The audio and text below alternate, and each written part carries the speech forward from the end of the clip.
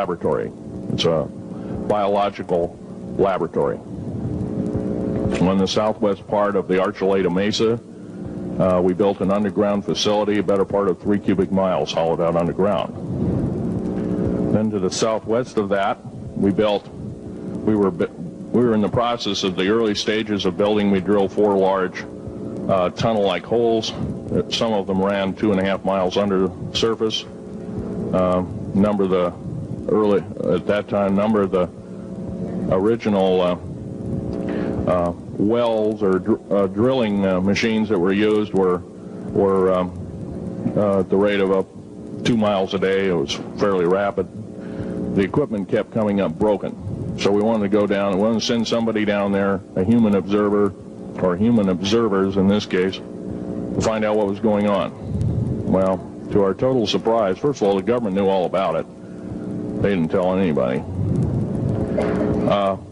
When I saw Green Beret and Black Beret people encamped inside of our geologist camp, I knew something was up, the gig was up. First of all, I knew all about the alien agenda. I'll explain that in a few minutes. The large alien grays had been encamped there for as best as believed possible about 400 or 500 years. It had been one of their internal bases. And we'd drilled holes right on top of it.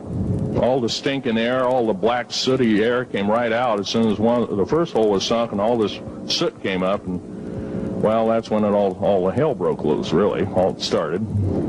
Anyway, after we drilled all 4 holes, it took about 2 days to drill all 4 of them.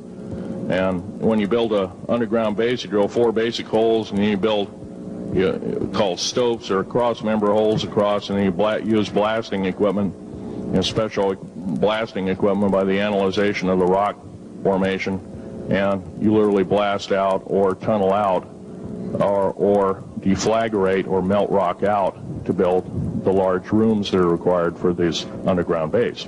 Well, in this process, I was lowered down the basket of one of these holes, and about from me to this elderly woman here in the front was sitting a 7-foot-tall alien gray. The stench was worse than the worst garbage can you can imagine. The person was or the entity was to this elderly woman here in the front was sitting a 7-foot-tall alien gray. The stench was worse than the worst garbage can you can imagine. The person was or the entity was absolutely horrible. I didn't waste any time. I reached for my pistol. At that time, as an engineer, I didn't have time to carry all the folderol of one of these big submachine guns that all the sea spray and the yellow fruit and all the outer perimeter and inner perimeter security people carried. I carried a little Walther PPK pistol with a 9-shot clip. This was in late August of 1979. Now, you got a regular suit of clothes, you got a regular clothes on, plus you're in almost like a spacesuit environment, and you're reaching for a gun.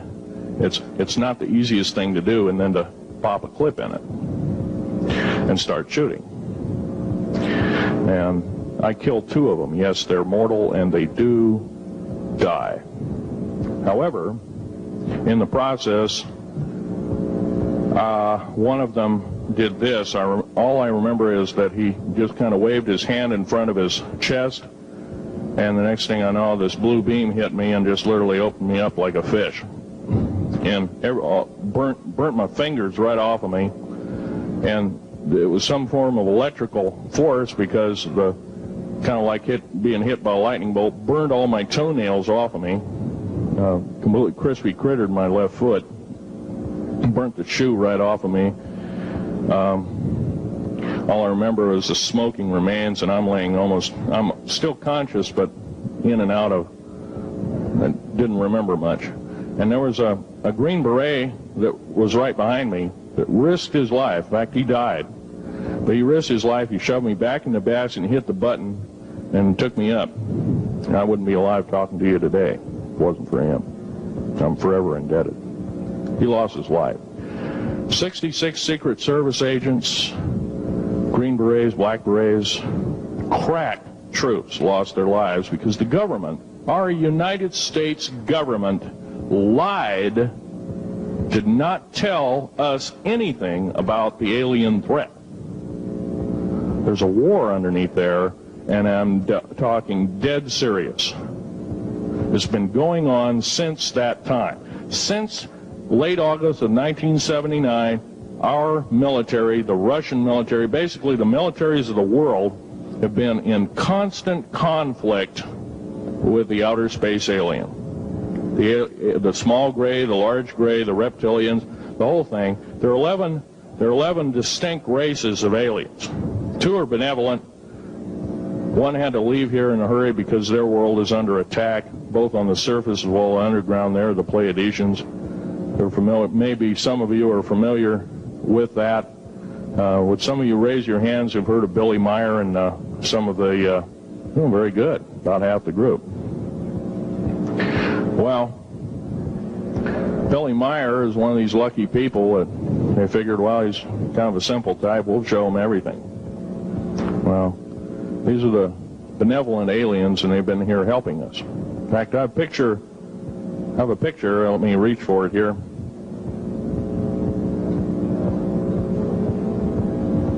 I have a picture of one of the aliens been working for the United States Pentagon for the last 58 years. His name is Val Valiant Thor.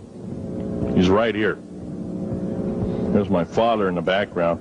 This whole place, the ready room of the USS Eldridge, Al Bielek has probably explained, or maybe even shown you this picture. There's a list of some of the notable people in it. They're all the atomic bomb scientists of the day, all the time variant experimentalists of the day, all the top physicists of that particular day. This was in August of 1943.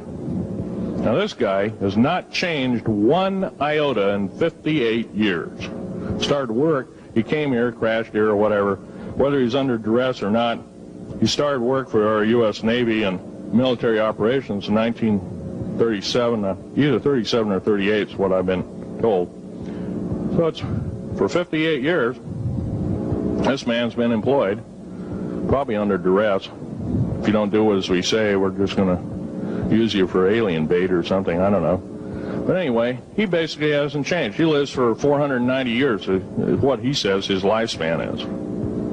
Now, he's supposedly a semi-benevolent, he's a human-looking type person. He has 6 fingers and 6 toes, and he's got one oversized heart, 1 lung, giant lung. His blood vessels are bigger. He's got copper oxide for blood, similar to an octopus. He speaks 100 languages fluently, alien as well as others. He's a remarkable